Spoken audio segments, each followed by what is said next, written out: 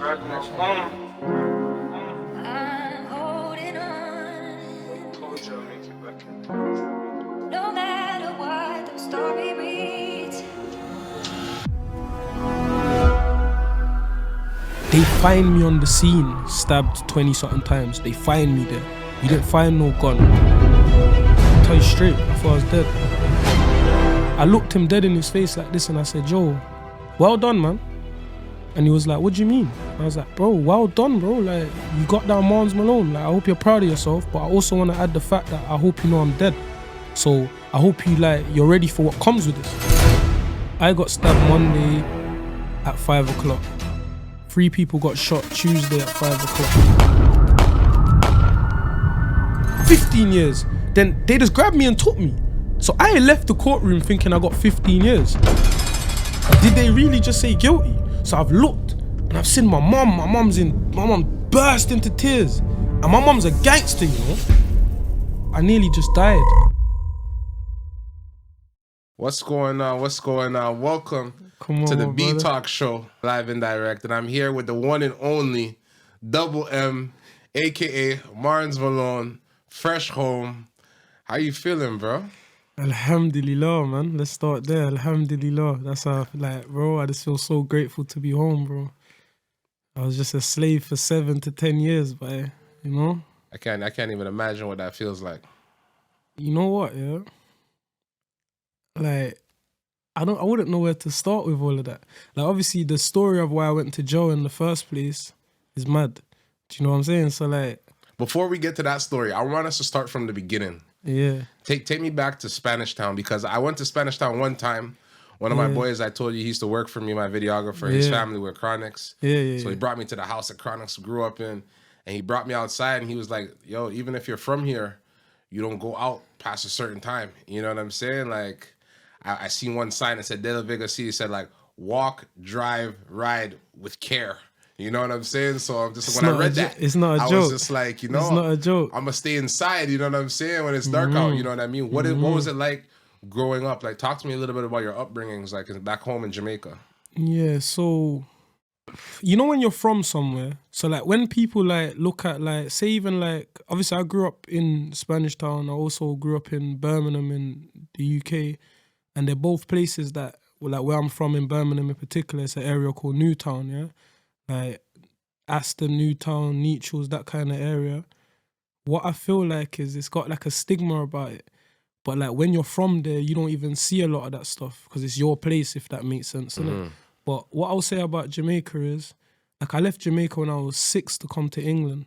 But by the time I'd left Jamaica, they'd already killed everyone on my dad's side of the family. Like I'd already witnessed someone get shot. Like I got a lyric that I say, I think it's a song with me and Lowski, and I say I was 5 when they shot my cousin right in front of me. So when they asked me what I want for Christmas, I said one of those. You know what I'm saying? So like I remember being 4 or 5 years old and seeing my cousin, like I was literally with him and he got shot. Like they pulled up and shot him. Yeah. So like, even though it's such like, it has such a mad stigma, like I was from there. So for me, it was just a normal thing. You know what I mean? But I'd say I grew up good, man. Like obviously we was very poor. You know what I mean? Like, we really come from nothing. Like, I used to share the bed with my big cousin Kunch. Yeah? Shout out Kunch. But I used to share like a bed with him, and then like I eventually like moved. Like, it's all under one land, innit? So when I say I moved, I didn't go far. Yeah. You know what I'm saying? But I moved to my cousin technically, but I grew up calling her Auntie Nika, innit? Yeah. Which is Kunch's sister. But when my dad died, my mum left to come to England, but I stayed in Jamaica. And so my dad died when I was 2, and I stayed in Jamaica until I was 6. So like in yard, we'd say, yo, my mum sent for me. I don't know what the actual term is, but like she come and got herself situated in England and then brought me over to England. So yeah, Jamaica for me was like, it was just, I grew up there. It's my place. Like when you're a kid, you don't know no better. So when like I used to have to go shit outside, I thought that was what everyone did. It's a regular thing. Do you get what I'm saying? Yeah. Like when we used to have to go get water from the like next to the swamp, I just thought, yo, this is what everybody did. It wasn't like I'm poor. Do you get what I'm saying? 100%. And like, it's the same thing with Newtown. Like when I moved to England, and like, it was the same kind of thing. We didn't know no better. So like, my area is like prominently gang affiliated, heavily gang associated, all of that kind of shit. And we just grew up in that. Yeah. Like, so like when I started school, all my friends from school, their older brothers, cousins, whatever, their sister's boyfriend, whoever, everyone was involved. Do you know what I'm saying? So it was like, by default, we were involved. We didn't even know. Automatic. You know what I'm saying? Like, it was like I even remember the day like it fully like became real, where it was like I took a picture with one of my friends and we're throwing up the block in the picture, innit? But like, that's something in my graduation pictures from primary school, I'm throwing up the block. So like, wait, let me double check something. All right, see, look, you see how this hat says NY on the front? Whenever you see this, you think of New York. You know it's New York. 100%. It was the same kind of thing for us when we was throwing up the block. Yeah. It was like, yo, we just want you to see this and recognize us. It wasn't like an actual gang thing, but eventually it became very serious. Obviously, you know how that shit goes. Like, people start dying, people get hurt, all of that. You know what I'm saying? You go to jail. You know what I'm saying? So I started going to prison when I was 13, the first time I went to jail. So I came to England at 6. So you know what I'm saying? Not even 7 years, and I'm already knee deep. You know what I'm saying? So how did losing your cousin at 5 years old, like, how did that he shape you? survived. Oh, he survived. He survived it. Okay. Yeah. So he got shot, but he lived. He lived, but it was just like. But how did that like affect you though? Like, how did that like? Was that a moment that was just like? How did that change you, or did it? I don't know. In all honesty, I don't know. Or was it just a regular thing? Yeah, that's what I'm saying. So like for me, like that's what they shot him. He lived. Do you know what I'm saying? It was just like, I remember like maybe 2 weeks even after that.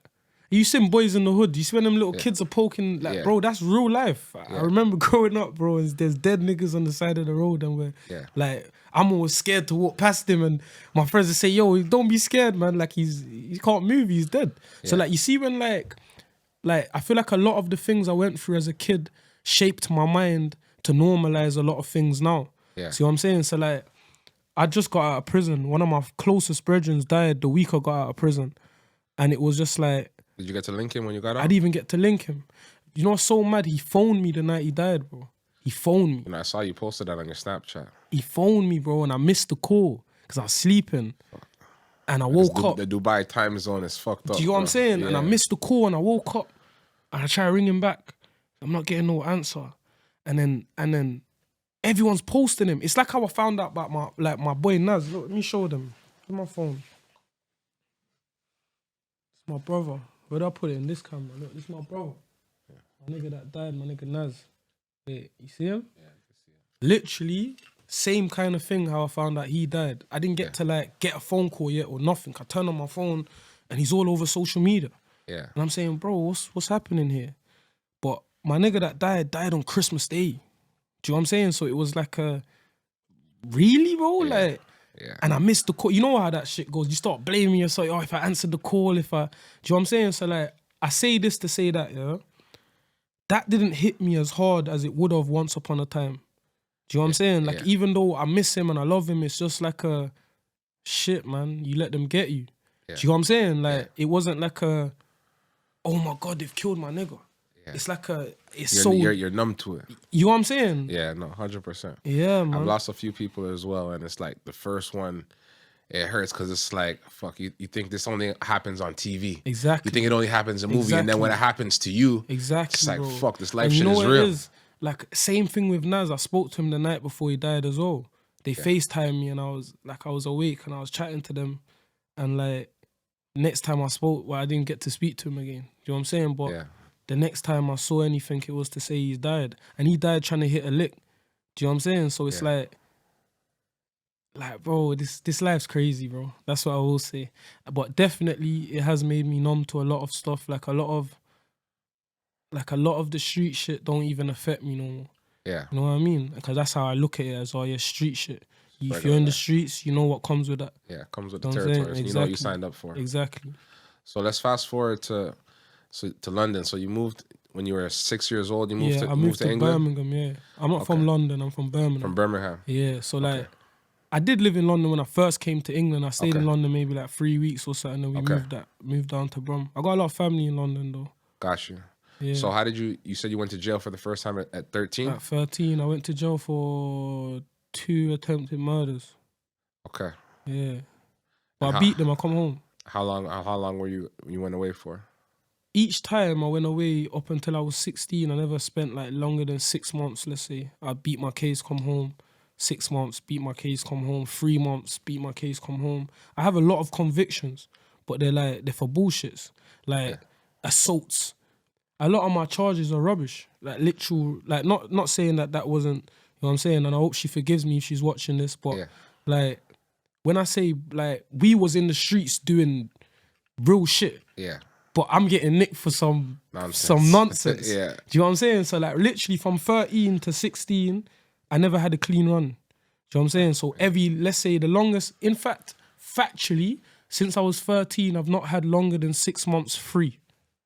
So 13 all the way up to 16, and I caught like a mad case, because they actually managed to get me on one of the they got me for Section 18. In England, that's like a any kind of stabbing or it's called grievously body harm, GBH. Yeah. So like Section 18, and you have different sections of that. But like they gave me the highest one and XYZ, and you know what? Now I'm on the other side of that. I can tell that story, and like I don't regret it. Like that sounds mad, but I don't regret it. Like he knows what he done, and he knows why I did what I did. Do you know what I'm saying? I just don't respect the fact that you knew what you signed up for and you came to court and told on me. Do you know what I'm saying? So like for me, because you're going against the code. You know what I'm saying? You know what it is? It's different if you signed up for a 9 to 5 and you're a civilian. You know what it is? He was applying pressure, and that's what I'm saying. Like, you send my little brother and chase my little brother into the school. You see you was applying pressure. You're smashing my niggas' mom's windows. You're doing all of these kind of things. Yeah. So when we catch you and deal with you accordingly, why are you going to snitch on us, bro? We didn't snitch on you when you was chasing us with machetes, or you was, you know what I'm saying? Yeah. Like when niggas were doing what they're doing, we're not running to the police, bro. Yeah. The minute we catch you, I'm saying we, was just me. Yeah. I literally went to jail, and that's why I said I can talk about this now. I went to prison at 16 until I was 19. Yeah, okay. So he snitched on me and got me put away for years. Yeah. That was the longest I'd done at that stage. Yeah. So when I say 7 to 10, like how long, when they ask me how long you've been away and I say 7 to 10, it's because I did 3 years, got out for 4 months, then did a 7 straight. Yeah. So like that little 4 months, if you like, I don't count it personally, because out of the past 10 years, you only been free for 4 months. 4 months, and I wouldn't even say I was free for the 4 months. I was free for maybe a month, because the first 3 months I had to stay in like a halfway house. Got it. I had probation. Yeah. I had to stay in from 7 p.m. Until 6 a.m. Then what you don't understand with that is when I left at 6 a.m., I had to come back at 1 p.m. and stay in until 3 p.m. So it's not even like I'm getting 7 o'clock in the morning till 7 o'clock the next day. Like I'm getting my day broken up into whatever they want it to do. Not only that, but now I've also got to apply for a job. I've got to do all of these things. And if I don't do these things, they're saying that I'm breaching my thing. And they try to send you right back. Exactly. And then they're also saying I got to tell them every number plate of every car I get into. I got to tell them who I'm with. If they pull me over and I'm in a taxi and I haven't messaged them to say I'm in a taxi and the number plate's this, I go back to prison. They're drug testing me. They're alcohol testing me every day. Yeah. I'm not even on a drug case. Yeah. Do you know what I'm saying? So like for me, I didn't feel free for them 3 months. Then the 1 month I was free, all that madness happened. Yeah. Do you know what I'm saying? I got stabbed 22 times, I think it was. Yeah, bro. When I heard that story, I didn't even believe it. So can you tell us? Can we talk about that? Yeah, of course, bro. Of course. Like what happened in that situation? All right. So the news says, I'm gonna just give you what the news says. For sure. So the news says that we allegedly went to a rival gang area, and whilst we were there, we got into an altercation where they believed that my gun jammed, therefore giving the people that were on the opposite end a chance to come out and stab me, basically. So the whole story is like, yo, they believe a gun jammed, and I got stabbed up as a result of that. And as a result of me getting stabbed, there was retaliations and XYZ. So I got stabbed Monday at 5 o'clock. 3 people got shot Tuesday at 5 o'clock. So they were saying, yo, this is not a coincidence.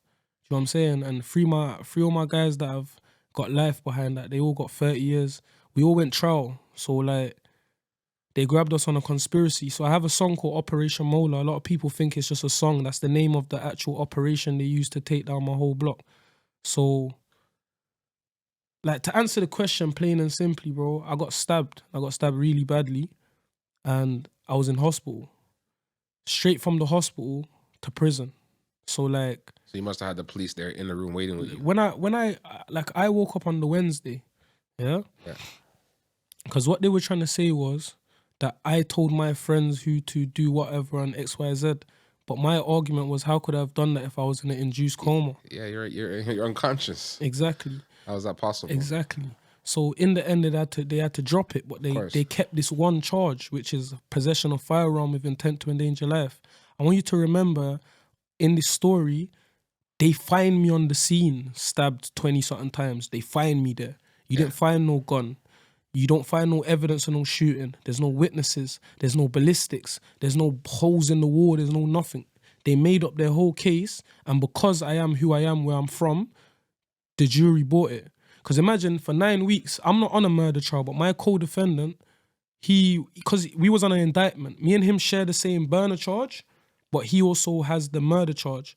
So when he's got all the conspiracy and the murder and all of these things, I'm still standing next to him in trial. So they're telling the jury for 9 weeks, this person is dead because of him, as in because of me. Yeah. So the jury didn't actually care for any evidence, because if you looked at my evidence, there's no evidence. Yeah, they already told your story for you. For me. Yeah. Do you know what I'm saying? Bear in mind, we had the same prosecutor and same judge that my guys the year before had. That the same judge that gave all my friends 30 years. Like, the whole thing felt like a setup.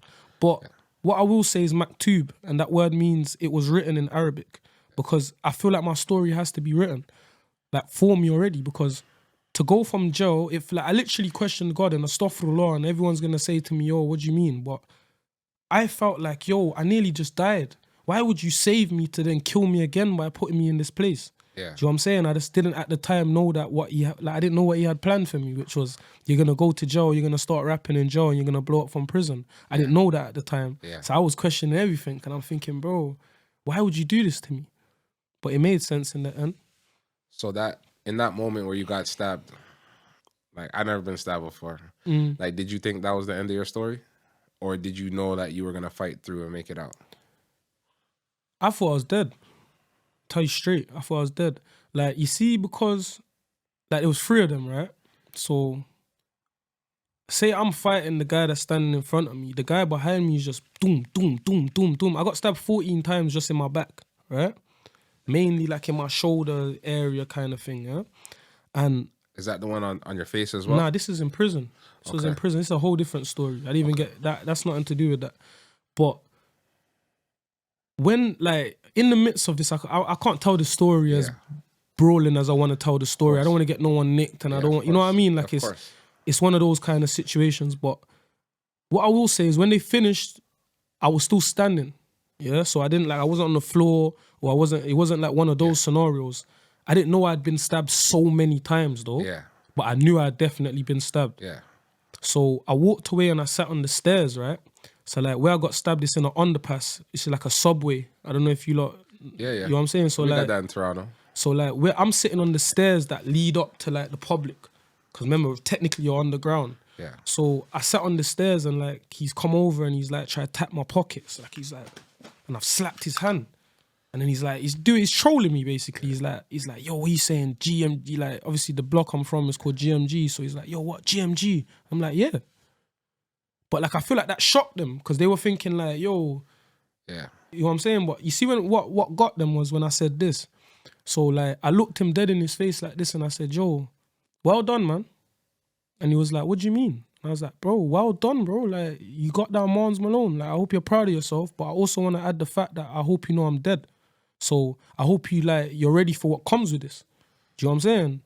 in the moment where I thought I was gonna Yeah. die. So I'm just letting him know, like, like I might be dead, but I hope you know what comes with this. Yeah. And it's like it scared him because he went and called the ambulance. Do you know what I'm saying? Yeah. Bear in mind, I'm in they had the perfect murder, bro. I'm in a subway, in an underpass. There's no cameras. There's no evidence. Bear in mind, these people have never even been nicked for this. Yeah. You had the perfect murder. You got scared and called the ambulance. Not only did you call the ambulance, you stayed until 30 seconds before the ambulance pulled up. You only went when you heard the ambulance siren. So, like, for me, bro, I don't respect it. I'll be honest. Like, when you're, like, I don't want to sound big-headed, but you had Marnz Malone, bro. You could have got me right then and there. You felt like you achieved what you wanted to achieve. Well done. That's why I had to let him know. You're well done. Like, I hope you're proud of yourself, bro. Because what did you achieve by doing this? Do you know what I'm saying? Like, what did you achieve from this? Or, like, where do you go from here? Yeah. Because you know what's coming behind this. So, you know what I'm saying? Hope you're ready. I hope you're ready. And they wasn't ready. They wasn't ready. But I say that to say this, when I got stabbed, I was holding my belly like in the movies.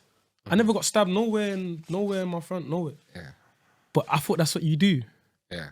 So when the ambulance come, and they're like, yo, like they put me on the floor and cut off my clothes and done all of that shit, put me in the back of the ambulance. The last thing I remember is them saying, yo, count backwards from 10. I said 10, 9, boom, I was gone. I woke up Wednesday. Do you know what I'm saying? Yeah. So like, when I woke up more angry than anything. And anyone that was there will tell you how that it looked like a movie. I woke up literally like, yo, like I was still fighting. Yeah. Do you know what I'm saying? And like, I'm hooked to this, I'm hooked to that. And I remember saying to the doctor, yo, I'm going to the toilet. And he was like, nah, you got that, I don't know what it's called. He had like some thing in my hood, fam. Yeah. And I was like, bro, get this shit off me now. Yeah, I think it's called catheter or something Some like that. shit like that. And I said, get this off me now. And he's like, yo, you ain't going to be able to walk to the toilet. Bro, tell me why I got out of the bed and walked to the toilet. So like, you see when he was like, yo, then he tried to run joke with me. He's like, oh, you're like the Wolverine. How have you healed so quick? You wasn't meant to be able to do this. You wasn't meant to be able to do this. Bro, I spent 10 days in the hospital after getting stabbed 22 times. Bear in mind, bro, between me and you, well, to the world now, because it's over with, but I could have left the hospital after a week. I stayed an extra week because I knew they were sending me to jail. So I wanted to, like, remember, I was allowed little visitors and, you know what I'm saying? I just enjoyed that moment. But I knew I was nicked because you see when I woke up, there's gun police. Where we're from, they're called GPO, which is basically the short for gun police. Yeah. But like our GPO, where we're from, they're gangbusters. So like we know all of them basically because they pull up on us on smoke all the time. Of course. So I woke up and there's a guy sitting right there and I'm saying, what are you doing here? And he's taking the name of everyone that comes to visit me. He said to me, oh, I'm here for you. Like as in I'm here for your protection. I goes, nah, I'm good, brother. You don't see 50 niggas in the waiting room. I'm okay, I don't need your protection. And he goes, nah, I'm here for you. Then You must have knew at that moment. You know when I clocked, that this was all a bit funny? Because remember, 3 people got shot. One of them died, but the other 2 that survived, they got brought to the same hospital as me. So they moved me out of my room and put me on the burns unit. I don't have no burns. Yeah. And they moved me out of where I was. I don't know if it's like intensive care or some shit like that. They moved me from there to where the burns unit is. So like it was just me and another guy that was literally, he was like 96% burnt or some shit like that. An electric bike blew up in his room. Yeah. And it's just me and him in this room. So that's what made me start thinking, Because at first I was thinking, like, that's the story they told me. Oh yeah, listen, we think you might be involved in blah, blah, blah. And the people that have been shot have been brought here. So we just want to make sure that there's no further incidents of XYZ, XYZ. So I kind of clocked from there, innit? Yeah. And like, the more it went on, because remember, like, they would change police officers. So like, one would do a morning shift, one would do a night shift, one would do an early morning shift. And each one would slip up a little bit more. So like, the day they fully confirmed it to me without saying it was the day he said to me, oh yeah, maybe when you get back out, you can try this career. And I was thinking, when I get back out, like he basically let it slip. So, yeah, he's saying. So like, I was like, oh, okay. So then I got up, I'm like, yo, I'm leaving. They're like, you can't leave. Then loads of them come. Yeah, you can't leave. like, right, you're under arrest. And they arrested me in the hospital then and there. They arrested me for possession of firearm. That was it, just possession of firearm. With no gun. With no gun. And let me show you why that's so crazy. Because in the UK, if you do a shooting right now and they don't recover shells or they can't, even if you see it sparking on the camera, you get imitation firearm. So like, I've already got a firearm charge, yeah, where I was like maybe like 12, 13 or some shit, and they done me for imitation firearm. I'm not going to tell that story just for even though I've been convicted, I'm not going to tell that story because it involves the police. Yeah, we ain't got to get into all You know what that. I'm saying? But I got an ankle bracelet for that. Do you know what I'm saying? So when I've gone up for this, you thought you're gonna. I'm thinking, bro. Yeah, bear in mind, there is no evidence. It's not Yeah. even like I'm saying, oh yeah, let's try this. Yeah. There's no evidence, bro. Yeah. So So anyway, I'm in the hospital. Then they stopped allowing visitors. Only my mom could come in. I started to say, yeah, I know where this is going. And as I said, as the days went by, they slipped a little bit more. But I'm just thinking, all right, fuck it. Let's get this over and done with. I'm like, yo, I know you lot are here to arrest me and take me to the police station now. Let's beat this. So I went to the police station. Yeah. They've interviewed me. I'm thinking, all right, cool, I'm gone. Bro, they're like, no, listen, you're going back to prison on a full license recall. Remember, I just come out for the stabbing. Yeah. So I was on license. So they were like, yeah, listen, you've been fully recalled, even though I hadn't got charged at that stage. But what they did, they played a trick with my probation. They phoned probation and told them, yo, he's been arrested for firearms and we've got him. When in reality, they didn't have nothing. But if you tell probation that, probation is going to automatically recall you. So they did that so that they had time to build a case. Does that make sense? Yeah, 100%. So I spent the next 18 months in prison just waiting to try to get a parole, waiting to see if they're going to charge me or whatever. Then the day before I was meant to get out, and I remember it because it's the day that King Von died, the 6th of November, they come and arrested me, possession of firearm, conspiracy this, conspiracy that, this shooting, that shoot. They come and just try to throw the whole thing on, man. Yeah. Do you know what I'm saying? So, yeah, bro, we here now. So tell me about like when you heard the verdict, because obviously there's no gun involved. You're probably in the courtroom like confident. Yeah, like, bro, I was so confident. Yeah, like, yo, this is... Because I'm the victim in this 100%. Case. I'm thinking, bro, I've been stabbed 20-something times, bro. Like, yeah, you're probably thinking like, yo, I'm about to go home. You know what I'm saying? Like, what was it like when you heard that verdict? So, bear in mind, my code's he's standing next to me, he's on discharge, and he's fighting for his life. He's just seeing everyone else get 30. Do you know what I'm saying? So, like, remember at that point, I'm past that. I know I'm only here for the burner case. Yeah. He's here on the burner case, a murder case, a fucking firearms case, a shooting case. He's on all of them. Yeah. So I remember when they read the verdict and they were like, on the count of we find guilty. Like, I just remember thinking, huh? Like, what do you mean? How? You see, because I took the stand, innit? I took the stand in my case. I did my own evidence. Like, that sounds crazy when you say it like that, because like Americans think like when you take the stand, it's snitching.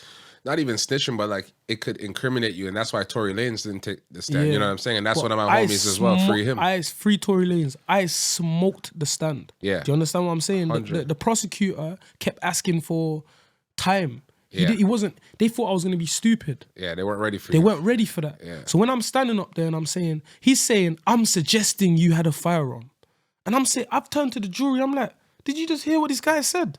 He's saying, I'm suggesting you had a firearm. He ain't even sure himself, and he's trying to convince you that I had a firearm. Yeah. So where's this firearm? You found me on the scene. Where's this firearm? Why is there no bullets? Why is there no gunshot residue? Why is there none of these things? Yeah. Why? So when I'm saying to him, like, I smoked him, long story short, I was so confident that, like, halfway through, I just gave up on my trial. I was just like, bro, I'm just waiting for them to, I just want to get to the verdict. Because there's no way on God's planet you're going to find me guilty. 100. Bro, they found my nigga that's right next to me, and this ain't some hating shit. This is some real shit. He has the exact same evidence as me. In fact, his evidence is worse than mine. He got not guilty for everything. But me, because bear in mind, this is the language they were using in court. Marnz Malone, the B-19 gangster, is the driving force of this gang.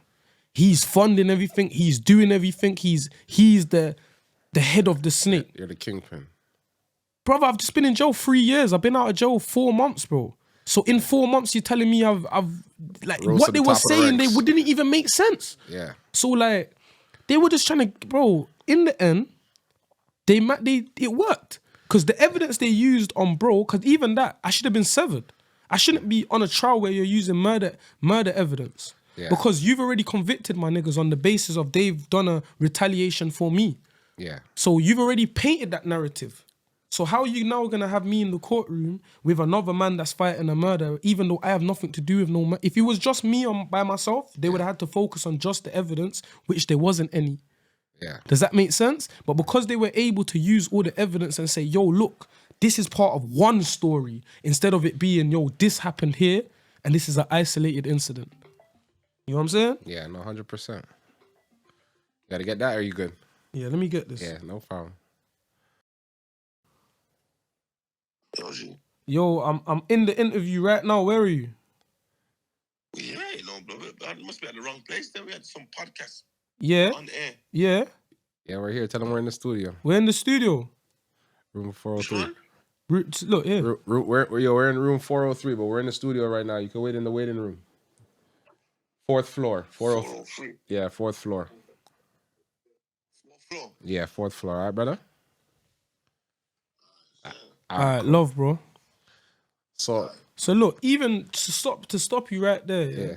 See how they said I'm the B19 gangster, I'm the kingpin, Yeah. all this shit. The guy that just phoned me started this.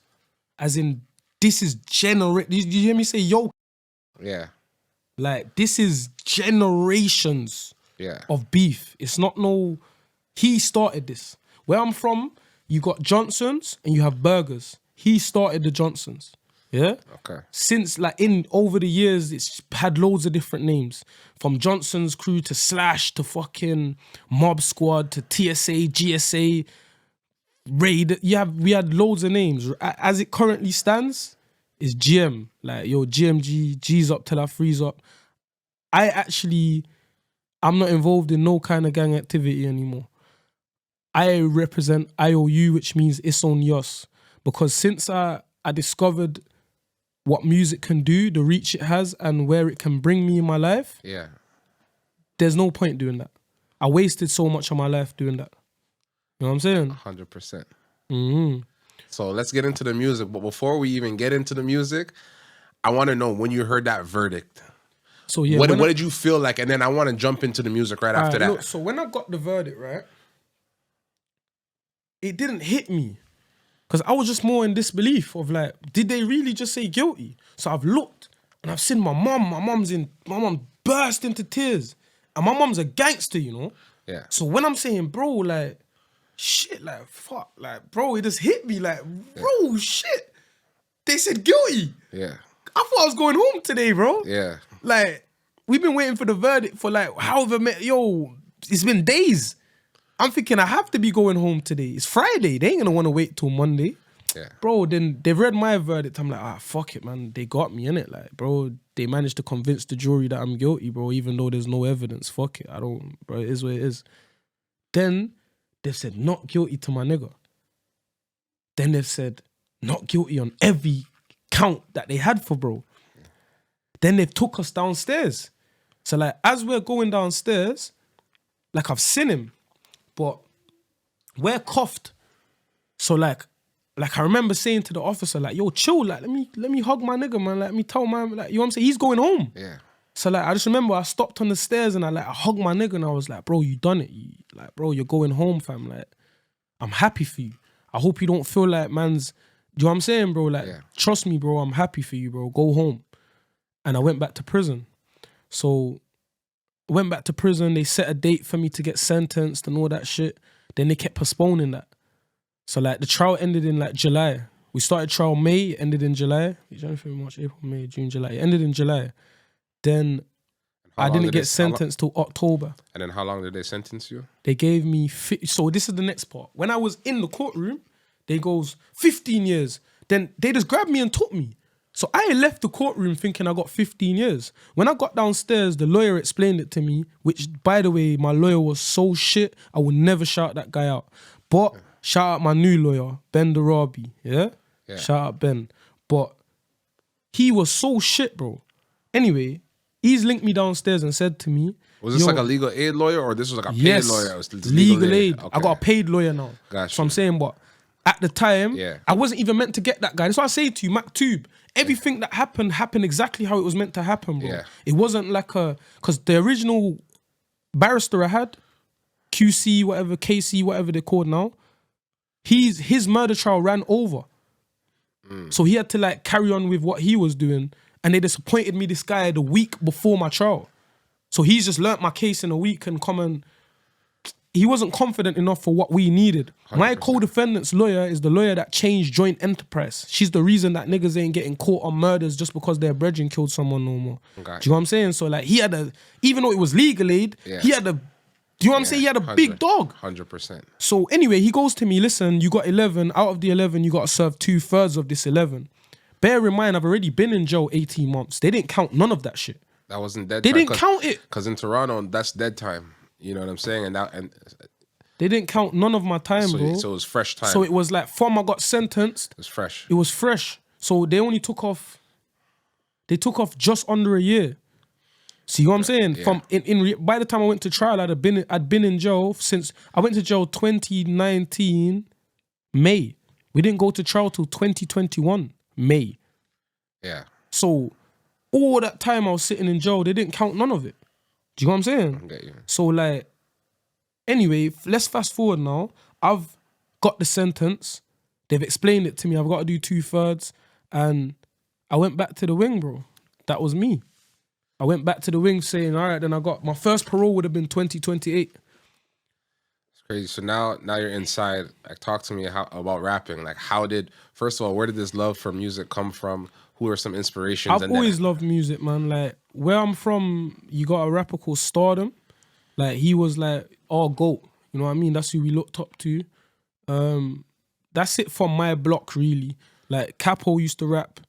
Like, the old school niggas, you know what I mean? Like, there's different eras of music and all that shit, but I grew up, like, my mom played a big part in, like, even how I dress, my music, everything, because she was proper into everything. Yeah. Do you know what I mean? Like, she's young, you know what I mean? She's young. Sure. So, like, I'd get in the car and she's playing this song and she's playing that song, or like... She's putting you on game. You know what I'm saying? And remember, like, we're yardies, so, like, even I remember being in Jamaica when Cartel was versing Mavado. And, like, even that kind of... You know what I mean? Like, music was always a big part of my life. You know what I'm saying? So... 100%. When I got to prison, like, after the sentence and after all of that, I thought my whole rap thing was over. Because I shot a video just before I came to jail. It's a drill song. It's called No Hook. It's on over 1 million views, but you see on the thing it says years ago, yeah? People don't even know it's me, a lot of them. But that's actually me in the music video. Okay. I just got a belly on. I used to rap with the belly. Okay. So when I first got nicked, I put up the video, but then I took it down because I was about to go on trial. I just thought, I don't want to give them no... And look, they actually tried to use that in the trial. Yeah. Do you know what I'm saying? So... You don't want to give them no ammunition. You know what I'm saying? Yeah, 100%. Because they literally, even though we deleted it, they still found it and tried to use it for trial. Yeah. You know the evidence they used to say we were gang members? They found pictures. They ain't got no pictures from 2013 of us throwing up any signs or doing anything like that. They went back to music videos we shot when we were little kids, throwing up the block in there. Wow. And they used that as gang evidence. They said, these lot must be gang. I said to the guy, bro, when's the last time you saw me do this? I was a kid. I didn't know no better. Yeah, 100%. They didn't care about none of that. They were just like, fuck, man. That's crazy, bro. So when did you start rapping? Like when you were inside? Or? Yeah, so literally, as I said, I dropped that song. Okay. Took it down. Yeah. Now I'm in the midst of jail. So like I'm in the middle of my... Like I'm in jail. Yeah. So they transferred me to a place called HMP Manchester. They call it Strange Ways. When I got there, there's another rapper from Birmingham, big influential, bro. A lot of people can't even chat to that guy to this day. Lyrically, like he's one of the GOATs for me. You know what I'm saying? Okay, who's that? His name's KB. Yeah, okay. We call him the Loke, KB. Yeah. So when I first got to HMP Manchester, you've met my nigga Pistol P. Yeah. He was there. So like I went to go meet him. Basically, I went to the wing where he was at. Him and my nigga Worm were there, and during that, like time was going on, you know what I mean? Like time's carrying on. Then KB landed in the prison. Obviously, KB, as I said, he's a GOAT where we're from. Everyone knows him for rapping. Everyone knows him for being in the streets and XYZ. Yeah. So let's skip some of the story and say like me and him ended up in a cell together. We ended up sharing a cell. Okay. And I witnessed him record his mixtape on a phone just like this. He'd put his phone like this, plug in some headphones, and he set up a whole studio but from the cell. That's crazy to think of, you know, because like jail in Toronto and jail in England is two totally different things. Because I'm seeing you guys wearing Christian Dior. I see some of the photos. Some people got rollies on, APs. Toronto, you'd be lucky if you could sneak a phone in, but like it's totally different. You know what I'm saying? So like, what was that experience like? So you're sharing a cell with him and you witnessed this. So now you knew it's possible for you to do as well. Yeah, so like obviously I'd been rapping to the man them, let's say on social, like whatever. I'm rapping to the man them. Obviously I'm with a rapper in my cell every night watching him record music and he's giving me the game. He's not just making me witness it. He's telling me this is what you do. This is the blueprint. And he always told me, yo, bro, you're special. You can rap. You're going to blow. You know what I'm saying? XYZ, XYZ. Pause. But witnessing him do it made me know, all right, I can do this. So what I did was, I seen him record his tape. I seen Money record his tape. And I just tried to dip my toe. So I made an EP called Trenchfoot just to see how it would go, yeah? Yeah. But as I'm writing Trenchfoot, I went viral with like a video we made on Soch. That was the first time I saw you. With a song called Shoulder Shift. Yeah, that was the first time I saw you. So that went viral. But that was when 3 of you guys were rapping? Nah, that's the last freestyle. Oh, okay. So that's the one I saw. Yeah, so look, the first ever one I done. You remember the bars? Yeah, I'm like, big gun, make your shoulders shift. You too lie, you don't roll with stick. Gang got banned for your whole district, got the city on fire like the oldest did. But like, it was like a mad song. I don't know how to explain it. It went triple platinum on TikTok, basically. Word. You know what I'm saying? So like, all the little kids, everyone knew that. It, yeah. So like, from there the music started because all the labels started shouting me and XYZ. But if you ask me, that ain't even a drop in the water to where we are now. But like at the time, all the labels are shouting me, yo, we want to buy this song, we want to do this remix, we want to do this, we want to do that. But I'm going to tell you what I learned from that. We left it so long because of all the label meetings and all of these things and thinking that we can get the most out of this song, that by the time we actually got round to dropping the song, it was dead. Yeah. You know what I'm saying? You have to strike the pan when it's hot. When it's hot. So that's what I learned from that situation. So after that, K Money dropped a song called Chat to Me. He done a freestyle as well. That went platinum everywhere. Do you know what I'm saying? So I'm like, raw, all right then. I need to give them one more because, and I'm going to give you my reasoning. The song, the Shoulder Shift one, ain't me. That's not how I rap. Like, that's not me, if that makes sense. I was literally messing around. My nigga caught it on camera and it went everywhere. Yeah.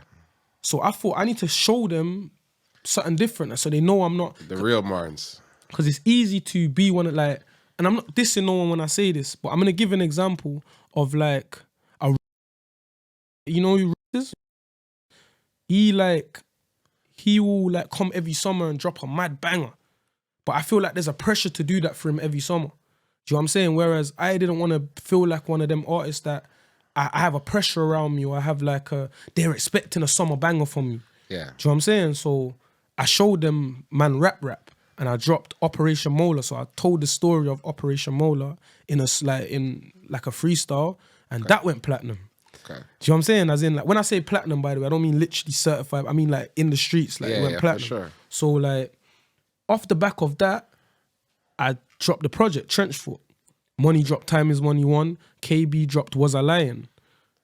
And that's where it kind of started for us. Like, so once we had projects, obviously shout out Mazza as well. Mazza was there. If I'm being completely honest, Mazza was the first person to ever show me how to record. But so are you guys mixing, mastering your things yourself, or you're just... No. We're just recording it and sending it to an engineer. Okay, so the first person that I was dealing with is a guy called Nino and a guy called Stacks Beats. So shout out both of them. Yeah, I still chat to Stacko to this day. He's still like... A lot of the people don't even know it's my voice when they hear that Stacko, you done it again. I think people... Like, he mixed it so funny that it sounds like he's saying Zanko. Yeah.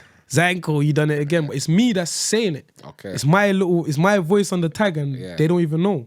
But with that, it was just like, yo, record whatever. So as I was saying, Mazza said to me, I got a song called The Walk. Yeah. Me and Mazza done a song called The Walk. That was the first time I ever recorded anything. That's before I ever even met KB. So I'd give it to Mazza in a sense of the only reason I don't, when it comes to the whole blueprint story, why I don't say it's Mazza is because I feel like Mazza gave me a fish instead of teaching me how to fish. Do you know what I'm saying? Yeah. Whereas KB literally sat me down and said, "Yo, bro, this is how you fish." Yeah, this is the fishing pole. This is set the bait. Exactly. You know what I mean? He even went as far as to hooking the bait onto the thing himself. Yeah, and showed you how to do it. Do you know what I'm saying? 100. So that's why when they ask me, yo, I say, yo, KB. Yeah. So, and yeah, literally from there, every year we just got bigger. So I dropped Trenchfoot Christmas. And I remember like I went to what you'd call the hole in America. I went to like the seg is what we call it in England, yeah? Yeah. And solitary confinement. Yeah, and he gave me a book to read. Like it was after this. Yeah. So I cut me in my face, and obviously I wanted to get him. So like I'm rolling everywhere with my knife. And I went to a visit, like a family visit, but I rolled with my knife, like a maniac. And after the visit, you get searched. I knew that shit, but I wasn't risking it anyway, because if I came out there and I seen him, I was gonna get him. So end of the visit, I've got searched, they found it, and as a punishment, they took me to the solitary confinement. How long were you there for? I was only there 10 days, a week, some shit like that.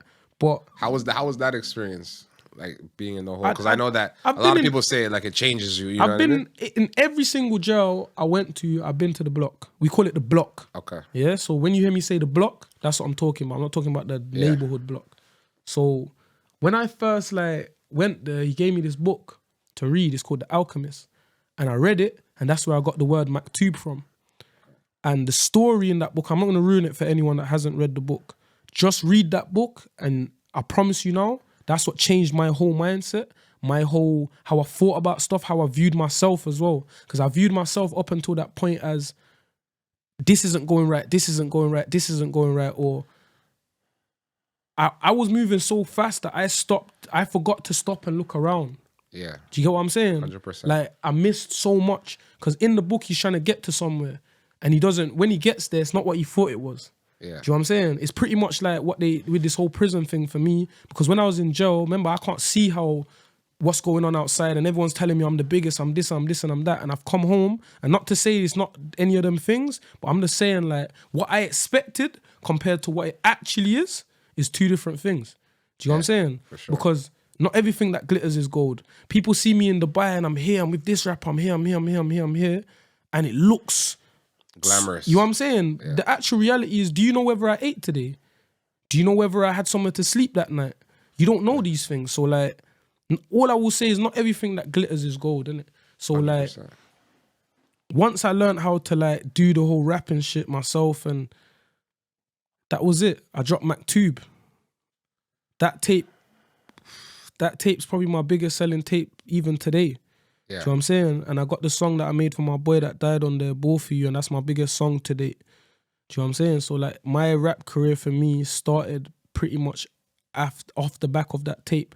Because off the back of that tape, they then come and sign my next tape, and I was the first like rapper to get a rap deal whilst in prison. As in like, fully serving a sentence in prison. I think that right there itself is like, we can't even gloss over that, because like, I never heard of that before. Yeah. You know what I'm saying? There's like, first British artist to chart from prison, and first British artist to sign a 6-figure deal from prison. But I'm not even British. And that's the joke. Do you know what I'm saying? So how did it feel? Like, you're inside and you're signing a deal. Like, you're celebrating? Are you still, man, you're still inside, so you can't really enjoy it? I remember the night I signed there, because it was my nigga Riskit's birthday. And for all the listeners, like my actual like proper supporters, they'll know what I'm referring to here. Shout out Riskit. But the night I signed, me and Money shared a syrup sandwich. And I remember recording it to show them, like it's crazy. I say on, I got a song called Napkin Deal where I'm talking about the day I signed my deal in XYZ, yeah? And I say it on the end of the song, I say like, yo, it's crazy. Like, everyone thinks we're rappers now. Like, bro, we just shared a syrup sandwich. And that's what I said to you. Not everything that glitters is gold. Because it was all over the internet. Marnz Malone signed 6-figure deal, Whether you have 100 million in prison, you can still only spend £20 on your canteen sheet. Yeah. Do you get what I'm saying? For sure. So your life didn't change. What changed for me? Just on paper, it did. You know what I'm saying? Do you get what I'm saying? Your life Like, was still the same. And whilst my whole journey of prison, everyone kept saying to me, oh, it's this, it's this, it's this, it's that. And I'm saying to people, bro, I don't know if you noticed, but I'm still very much on the wing with you. Yeah. Like, man, my brethrens on the wing are saying to me, this. And I'm saying, bro, I'm no different to you, bro. Yeah. They're saying, oh, you have money. And I'm saying, bro, I don't. You know why I don't have money? Because I can still only spend the same amount as you. 100. It doesn't matter if I have 100 million. I can still only spend £20. Yeah. So I'm no different to you. When I go behind my door, you go behind your door. They let us out to eat the same time. They let us out to go exercise. There's no difference between me and you. Whilst I'm here, I'm a prisoner, brother. I'm not a 100%. rapper. I'm a prisoner. Yeah. So I think with the point I was what was the actual point? I think you asked me a question. You know, I don't even remember the question. I'm just lost in all of these stories right now. Yeah, there's a lot. But like, I want to fast forward a little bit to where we bucked up. Yeah. Because we're in Dubai Mall. Mm-hmm. And I remember. What a mad day. That was my first day in Dubai. Bro, so I remember this like it was yesterday, but it really was yesterday. It was like, maybe like two or 3 weeks ago. Yeah.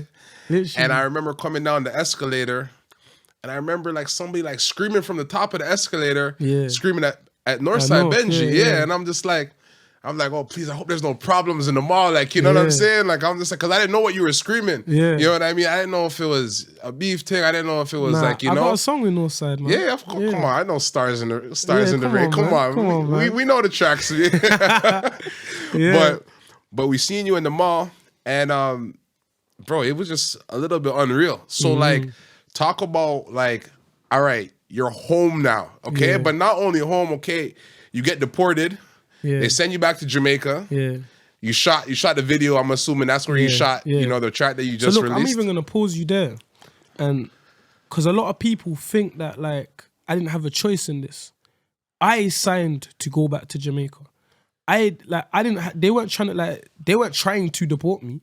It's just a law where they changed the law, and it was like anyone that does over 30% of their tariff or whatever, you can go back to your country now. And as I said to you, my release date was 2031. We was in 2025. Yeah. With my first parole 3 years still away. That's still 3 years away. It's a no-brainer for me. I'm actually a yard man. I love my place. My family's all there. Everyone's there. For sure. So I was like, bro. And on the subject of Nana's Veranda, the music video I shot there, like my granny's name's Nana. So like it's not Nana's Veranda. Okay, that's her actual name, Nana. Yeah. Yeah. So what was it like coming home to see her? So that's what I'm gonna get to now. So look. You said she's 93 right now. She's 93. She's 94 the end of this month. Oh, bless her. Bless her soul. Yo, but listen to this. When I first, like, I was maybe like 3 years into the bid, and she was telling me like, yo, I ain't got long left, man. Like, I feel like I'm gonna die soon. Like, you gotta hurry up and come see me. So that's why I say that on the start of the song. I say, yo, granny, I'm home. Yeah. And I say, I told you I'd make it back in time. Yeah. Cause like that was a real like emotion I felt of like, yo, bro, I might be in prison and my granny dies and I ain't seen her in over 10 plus years. Do you know what I'm saying? And like my first memories in life are with my granny. Do you know what I'm saying? Like that's who I felt like really truly loved me and cared for, man, like throughout man's Jamaican experience. You know what I'm saying? Her, my auntie Tish, like there's a lot of people I can name, innit? We'll be here for ages. 100%. But my nan, and it's not my nan, it's my great grandmother. Okay. So it's my mom's. Yeah, it's your mom's grandmother. Yeah. Yeah. You know what I'm saying? So like, bro, it was just mad to like know that I actually made it back in time to see her. Oh, for so sure. like, you see in the video, man, and was like, that I'm crying and I'm. So you know was that what the first time you were in a video as well? Because I know Yes. the videos that you were in before, that wasn't you, right? No. That's the first time I was in a music video. Yeah. That's crazy. We're gonna have to do a part 2 because, bro, I feel like we're just getting scratching started, we're just scratching the surface. That's what I was trying to explain. You know what I'm to saying? you, We're just Man's scratching the story's surface. Very long. It's not like so. Let's just real quick. We're in Dubai now. Mm-hmm. You're home. Like, what is it like driving a car for the first time? Going on your first date? Yeah. Going shopping, you know what I mean? First Rolex, first chain. Yeah. We're out in the Ritz, you know what I mean? Like, what is it like to be home? And then before we leave, I just want to like preview, a song, Yeah. you know what I mean? Something special that we're going to be dropping soon. Bro, so like, what is it like? Talk to me real quick. All right, I have a song called First Time, funnily enough, yeah? And I say when I'm out, it'll be my first time in lots of places, yeah? So like, it was my first time doing a lot of stuff, as you said. It was my first time driving. It was my first time going shopping. It was my first time going on a date. It was my first time eating a certain food. It was my, like, everything was my, because remember, I'd been going to jail since 13. Yeah. So like, and then I went from 16 to 26. That's 10 years of like, bro, there was no Apple Pay when I went to jail. Yeah. Do you understand what I'm saying? Like, there was no Ubers, bro. Yeah. You know what I'm saying? Like, everything is new. Everything's new for me. And what I always say is like, I'm a blank canvas waiting to get painted on. Does that make sense? Like, 100%. Not in like that way as well, because we say we paint niggas. Not in that way. Yeah, let me not. We do the dipping. Yeah, we do the dipping. See it there? You get it? But like, imagine like a literal blank canvas, and like I'm only just now getting to add color to it. No, I get you. 100%. Do you know what I'm saying? So everything's brand new to me, and everything like, bro behind the scenes was saying, yo, I could tell you just come out of jail because you're excited for everything. 100%. And like, that's how I feel genuinely, even if sometimes it doesn't reflect like that. You might even see me and I'm stuck, like, I just look like I'm pissed off. Yeah, but inside you're I'm jumping, still, I'm still around. like, yo, I can't believe this. Yeah. The first 2 weeks of me being out, I did not believe nothing. Yeah. Nothing. It's like I went to sleep every night thinking I was in a dream, woke up still in the dream. Yeah. Do you know what I'm saying? But you said today it hit you. Today it hit me. I was in the shop getting my hair done, and I heard like a lyric from one of my songs, like they were playing on like in the shop, and it made me think, wow, like yo, I remember saying like that's what I even said it on Nana's veranda. I say, yo, I still can't believe I'm home. I remember telling them soon. Yeah. Do you know what I'm saying? So like, imagine for however many years, like you're even saying to your family when they ask you don't want to tell them a release date because you don't want them to feel like it's too long. Yeah, 100%. And I'm saying to them just soon. Yeah. And then soon, listen, actually. we're here. Yo, you know what I'm here. saying, bro? Now we're like, here. We're here. Bro, okay, listen, because we're bro. going to wrap this up quick. These guys are going to kick us out. But just quick question, and don't answer a long question. Are you going to stay independent or are you going to sign a deal? I just want to know. If you had to choose, a gun was to your head right now and you had to choose which one, which decision are you making? I'm staying independent. Okay, say less. Yeah. And before I play this track, do you have a favorite Toronto rapper? Because, right, I'm a Toronto man. I'm from the 6, so I'm just curious if you have a... Drizzy. Drizzy's number one? Drizzy, and then I have to go Bun. All right, say less. So speaking of that, we're gonna play this You know, in track. fact, let's do the other way around. I go Bun and then Drizzy. Say less. Every color, Hermes slip. Come on. Yo, all right, so we're though. gonna end off this episode with this track. You know what I'm saying?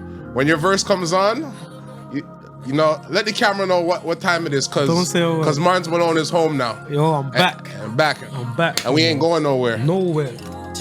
Roll down and Dubai traffic.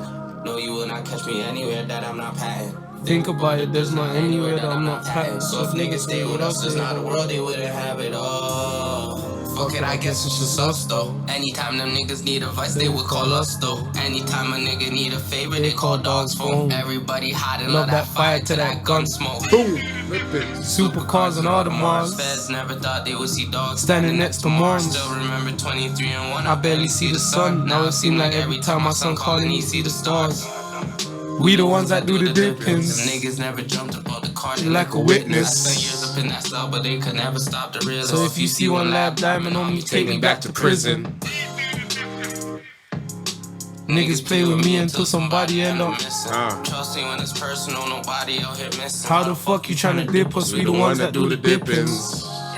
Best believe we've been through hell and back. Better that we get them first Then have to get them Come back. on, Marnz Malone is home. Live from Dubai. Come on. Was in that greenhouse like Malfoy, with one arm bigger than the other, bro. I felt like Hellboy. I belled Roy and told him I got 10 for every time they stepped. They bring me back the empty casings and I felt joy. Cowboy like Woody, and before I had a buzz like Andy had a handy, cause I used to sell toys. I hopped out on feet, tried to creep, would've got that nigga clean, but he ran while they brought off the shout. Oi, was sharp enough to cut my way out of the belly of the beast. They made it halal. Sat with my brothers and had a feast. I made my days count instead of counting days until release. I don't know where I'm going, I just buckle up until we reach. I ain't worried, I know God picked the destination. He knows I'd rather get complaints than to get complacent. He knows that my heart's broken, it needs restoration. I stood over him, had me under investigation. Had me in wars like I made ice cream. I know rappers that are actors, bro, and I don't mean Ice-T. I wet him on the main road and ran down the side street. Like Sanka, you're dead? I don't know, think he might be. Me and YB was bringing hoes to the 6. When no tobacco products, when I gave Brody them 6. They gave my little nigga life, he was only a kid. Remember when DST bagged me with that phone in the gym? Don't know my name, just ask your girl, I bet she'll tell you I'm him. And you won't find one in the world that will tell you I'm a sim. I drown in drip, but drip or drown, don't tell you I swim. I chinged their son and seen his mom like swear down he got chinged. Best believe we've been through hell and back. Then have to get him back. Have you ever lost it all and had to? I pray that I never got to send another pack. Best believe we've been through hell and back. Bro, you need to make them hear what I say on the end of this song. Trust me, you gotta listen. Listen, real life. They really counted us out, man. Had us in a steakhouse. Lining up for slaughter, my boy. But we made it out, though, man. Yeah, that.